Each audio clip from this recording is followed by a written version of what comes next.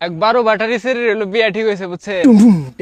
শরীর দাদি শরীরে কইতাছে কয় জীবন ভরে তো আমি কম করলি না, গপা গপ কম করলি না।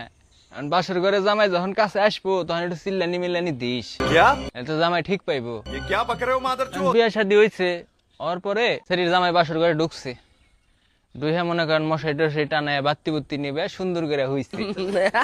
হওয়ার পরে মানে 5-7 মিনিট গেছে, সেরিও চিল্লানি দিছে, সেরির জামাইও চিল্লানি দিছে, দুজন ফাল দেয়া উঠছে।